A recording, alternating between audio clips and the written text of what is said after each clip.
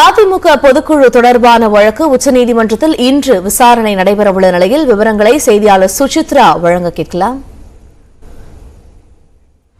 சுசித்ரா, தற்போது இந்த வழக்கு மிகவும் ஒரு முக்கியமான வழக்காகவே பார்க்கப்பட்டு வருகிறது. இந்த வழக்கு கடந்து வந்த பாதை என்னவாக இருக்கிறது? இன்று ஒரு முக்கிய தீர்ப்பு வெளியாகும் என்று எதிர்பார்க்கக்கூடிய சூழ்நிலையில் இது குறித்தான முழு விவரங்கள் என்ன பதிவு பண்ண?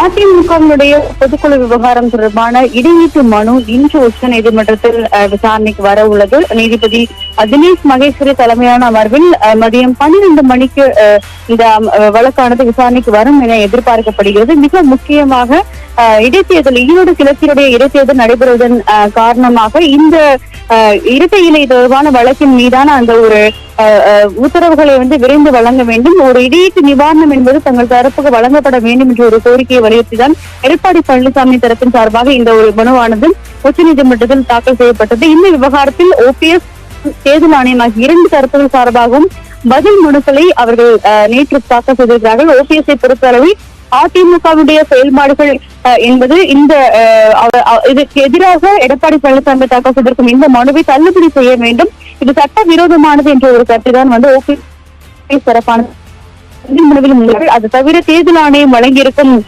பதில் மனுவை பொறுத்த அளவில் இந்த விவகாரத்தில் சம்பந்தப்பட்ட வேட்பு மனுவை அங்கீகரிப்பதா அல்லது அந்த வேட்பாளருக்கான அங்கீகாரத்தை தேர்தலுக்கு வழங்குவதா என்பது தொடர்பான முடிவுகளை தேர்தல் நடத்தும் அதிகாரி தான் முடிவெடுப்பார் என்ற ஒரு பதிலை அவர்கள் தெரிவித்திருக்கிறார்கள். தேர்தல் ஆணையத்தினுடைய சட்ட விதிகளின் அடிப்படையில் உரிய முடிவுகளானது எடுக்கப்படும் என்றாலும் பொதுக்குழு தொடர்பாக எந்த ஒரு முடிவுகளும் தேர்தல் ஆணையத்தில் எடுக்கப்படவில்லை என்ற ஒரு பதிலை தேர்தல் ஆணையம் தெளிவாகவே கூறியிருக்கிறது.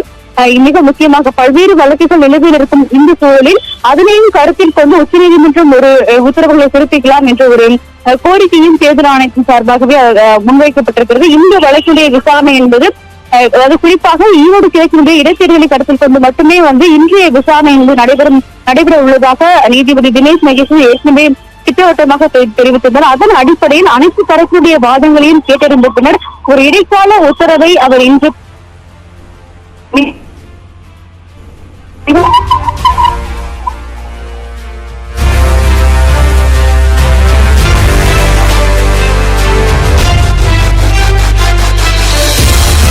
பரபரப்பான அரசியல் சூழ்நிலையில் அதிமுக பொதுக்குழு தொடர்பான வழக்கு உச்சநீதிமன்றத்தில் இன்று விசாரணைக்கு வரவிருக்கிறது.